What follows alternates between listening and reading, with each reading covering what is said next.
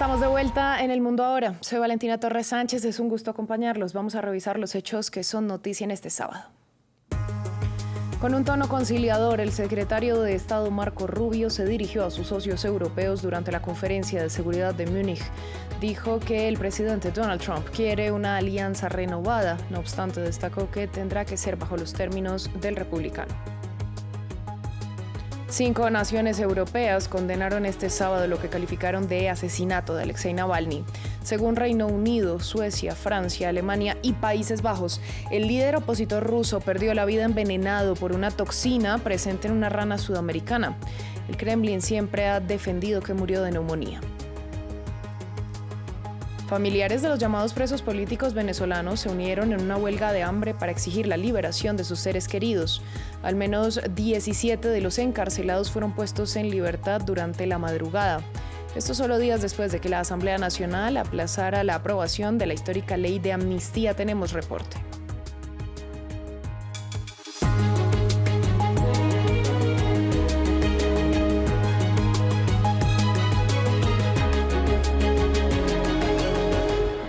Abrimos hablando de la conferencia de seguridad de Múnich, donde se pronunció el jefe de la diplomacia estadounidense, Marco Rubio, quien aseguró que Washington quiere una alianza renovada con Europa. El secretario de Estado usó un tono más conciliador que el de Donald Trump, pero fue directo al indicar que todo se haría bajo los términos del presidente estadounidense. Under President Trump, Bajo el presidente Trump, Estados Unidos una vez más asumirán las tareas de renovación y restauración impulsados por una visión de un futuro tan orgulloso, soberano y vital como el pasado de nuestra civilización. Y mientras que estamos preparados, si es necesario para hacer esto solos, es nuestra preferencia y es nuestra esperanza hacerlo junto a ustedes, nuestros amigos aquí en Europa. Para los Estados Unidos y Europa, estamos juntos. Entre tanto, en el marco del encuentro de líderes en Múnich, el presidente Volodymyr Zelensky calificó de locura que Ucrania entregue a Rusia parte de la región del Donbass para que Moscú ponga fin a la guerra. Al tiempo, el mandatario ucraniano se refirió a la situación con Irán. En este momento, hoy mismo, el pueblo iraní espera del mundo lo mismo que nosotros necesitábamos en Ucrania el 24 de febrero, cuando comenzó la invasión rusa. Unidad, determinación y rapidez. Por supuesto, rapidez en el apoyo, y a regímenes como el de Irán no se les debe dar tiempo. Cuando tienen tiempo, solo matan más. Hay que detenerlos inmediatamente. Nuestra unidad es el mejor interceptor contra los planes agresivos de Rusia, el mejor, y todavía la tenemos.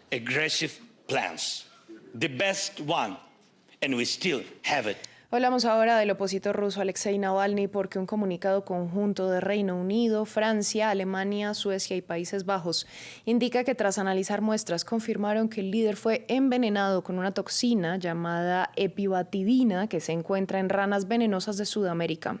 La versión oficial del Kremlin indica que el opositor murió por complicaciones de una neumonía en prisión. Reino Unido, Francia, Alemania, Suecia y los Países Bajos aseguran que Rusia mató al líder opositor Alexei Navalny usando la neurotoxina epibatidina encontrada en la piel de una rana dardo. La conclusión se basa en los análisis de muestras de Navalny según un comunicado difundido este sábado. En la naturaleza, este veneno se encuentra en la piel de la rana dardo ecuatoriana. Provoca parálisis, paro respiratorio y una muerte muy dolorosa. Rusia afirmó que Navalny murió por causas naturales. Sin embargo, dada la toxicidad de la epibatidina y los síntomas reportados, es muy probable que el envenenamiento fuera la causa de su muerte. Navalny falleció mientras estaba en prisión, lo que significa que Rusia tenía los medios, el motivo y la oportunidad de administrarle este veneno. El reiterado desprecio de Rusia por el derecho internacional y la Convención sobre Armas Químicas es claro. Navalny, quien emergió por su lucha contra la corrupción oficial como un líder opositor al gobierno ruso, organizó protestas masivas contra el Kremlin y desafió al presidente Vladimir Putin. Envenenado una primera vez en 2020, fue hospitalizado en Alemania antes de volver a Rusia en 2021, donde fue inmediatamente arrestado y después condenado a 19 años de cárcel, juicio criticado por supuestas motivaciones políticas. Navalny murió en la colonia penal del Ártico en febrero de 2024. Su esposa Yulia Navalnaya ha acusado a Putin de asesinarle. Ahora ya no son palabras, sino pruebas científicas de que mi esposo Alexei Navalny fue envenenado y asesinado por el gobierno ruso y por Vladimir Putin en una prisión rusa. El gobierno ruso ha negado cualquier responsabilidad en la muerte del opositor y ha mantenido que murió tras enfermarse luego de una caminata. Cambiamos de tema, vamos a Venezuela, donde familiares de los llamados presos políticos iniciaron una huelga de hambre este sábado para presionar por más excarcelaciones. Esto justamente luego de que en la madrugada fueran liberados 17 de los detenidos. Las excarcelaciones se produjeron tras el aplazamiento en la aprobación de la histórica ley de amnistía. Desde Caracas, Daniela Zambrano, corresponsal de France 24, nos amplió la información. Las excarcelaciones se registraron la madrugada de este 14 de febrero. Fueron 7 mujeres y 10 hombres que salieron del centro policial ubicado en Boleíta, conocido como Zona 7, donde las familias se encuentran desde hace más de un mes en vigilia, exigiendo libertad, y también en las últimas horas habían anunciado que iniciarían una huelga de hambre, esto después de haberse encadenado algunos de ellos para exigir la liberación de todos los presos políticos. Entre los excarcelados está Gabriel Sánchez Piña, el joven de 19 años de espectro autista, cuyos familiares habían denunciado las condiciones difíciles en las que se encontraban y exigían que fuera liberado. También José Elías Torres, secretario general de la Confederación de Trabajadores de Venezuela, que había sido detenido en noviembre del año pasado, al igual que el sindicalista William Luzardo. Estas personas salieron con restricciones de declarar ante los medios de comunicación. También se conoció que en las últimas horas se le permitió la visita a las madres de los militares y civiles detenidos por la denominada Operación Gedeón, que habían sido trasladados al fuerte Guaycaipuro. Ellas dijeron que más que un alivio fue un sufrimiento ver en las condiciones en las que se encontraban, muy delgados, en mal estado de salud, y ellas exigieron que por favor volvieran a ser trasladados hacia el helicoide o un centro de reclusión donde ellas le pudieran llevar comida. Recordemos que la ley de amnistía está siendo discutida, pero el debate fue pospuesto la semana pasada porque no hubo acuerdo en el artículo 7, que prácticamente obligaría a las personas a ponerse a derecho a presentarse ante tribunales, y hay muchos dirigentes políticos en el exilio que no regresan al país por temor a ser detenidos, y son esos mismos tribunales que condenaron a personas por terrorismo siendo inocentes quienes tomarían la decisión del beneficio o no de amnistía. En las últimas horas, Foro Penal dio un nuevo balance y asegura que todavía hay 644 personas detenidas por razones políticas en el país. El gobierno de Washington emitió licencias de explotación para que 5 multinacionales petroleras retomen completamente sus operaciones en territorio venezolano, al tiempo que anunció el envío de más de 6 toneladas de suministros médicos a Venezuela. Para analizar el panorama conectamos con Germán Márquez, ingeniero petrolero y ex viceministro de Hidrocarburos de Venezuela. Le doy la bienvenida a France 24. En principio, le pregunto, en la práctica, ¿qué significan estas licencias y qué beneficios traen para Venezuela si tenemos en cuenta que Washington dice que todo se va a hacer bajo su vigilancia? Hola Valentina, recibe mis saludos desde este país hermano Venezuela para ti y tu equipo de trabajo. Sí, el día de ayer estuvimos viendo un par de licencias emitidas por la OFAC. En efecto, se aprueba de manera general todas las actividades que vayan a realizar empresas transnacionales que han estado en Venezuela, que se han mantenido en Venezuela y que en algún momento decidieron retirarse.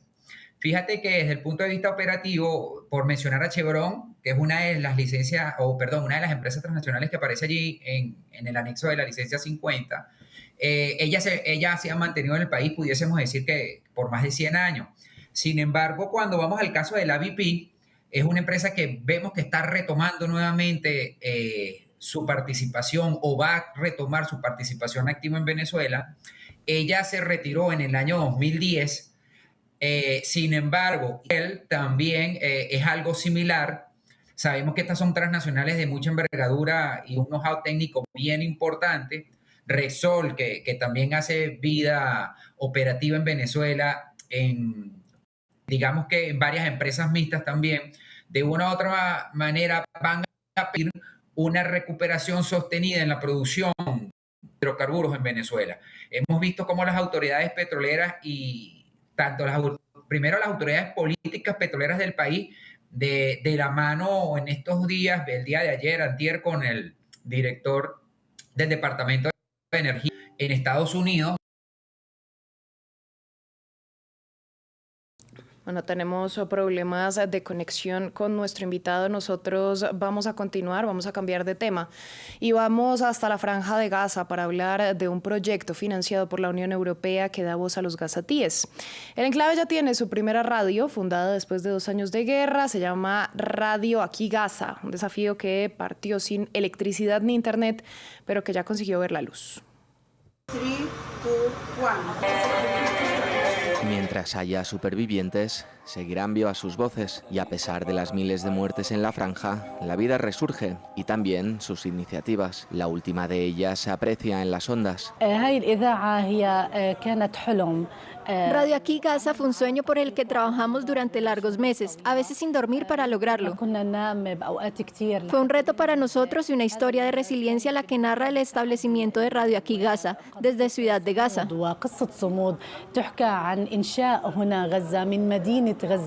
El lanzamiento de la emisora está financiado por la Unión Europea y es supervisado por una organización que apoya a las periodistas palestinas. Por su parte, los medios técnicos los brinda una universidad en Nablus, en la Cisjordania ocupada. En una Gaza devastada cuyas infraestructuras están en ruinas, los desafíos para alzar la voz quedan comprometidos.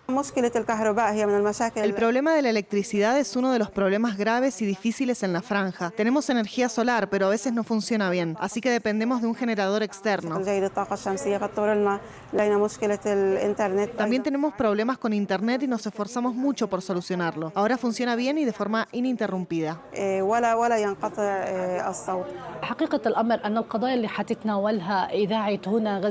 Radio Aquí Gaza abordará temas sociales, la situación de sus ciudadanos que viven en tiendas de campaña, la situación de los desplazados, la falta de ayuda humanitaria, la situación de las mujeres en campos de desplazados y el colapso de la educación.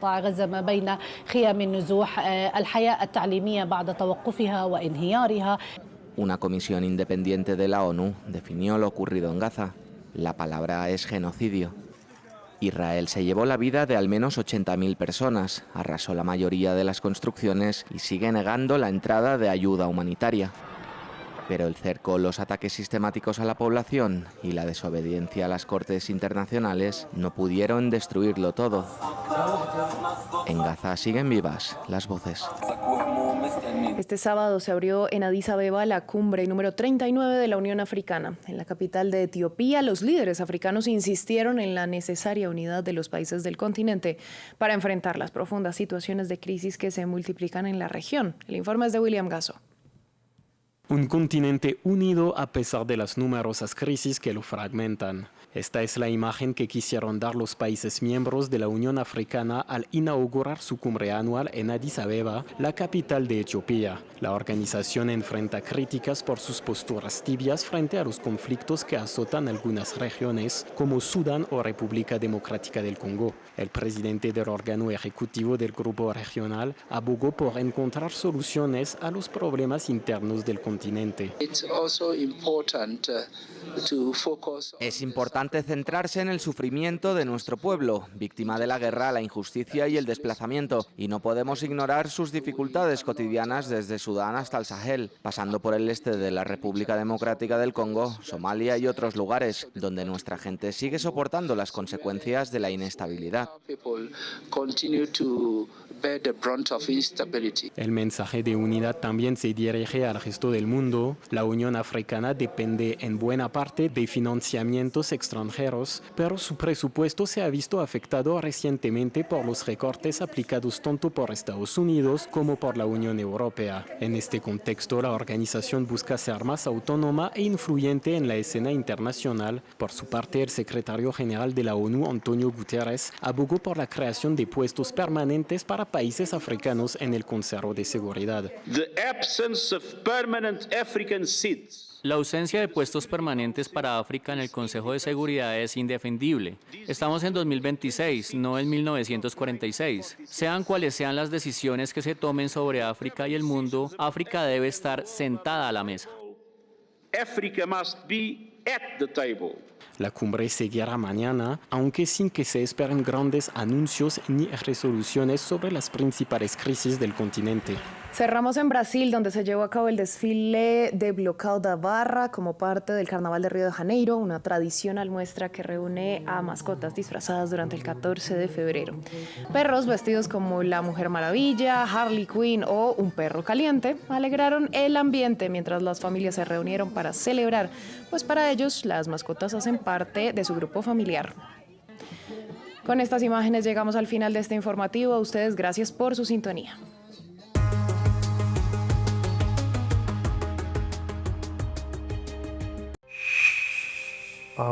Todos hemos visto las imágenes desgarradoras que llegaron desde Irán en las últimas semanas. Pero para mí lo más doloroso no han sido esas escenas, sino las voces. La de un padre en una morgue gritando el nombre de su hijo muerto, buscándolo entre los cuerpos. En otro video, una joven clama: mamá, aquí hay personas muertas. Esas voces y las imágenes son las que no logro borrar de mi memoria. Reporteros Plus, Irán, la revuelta masacrada.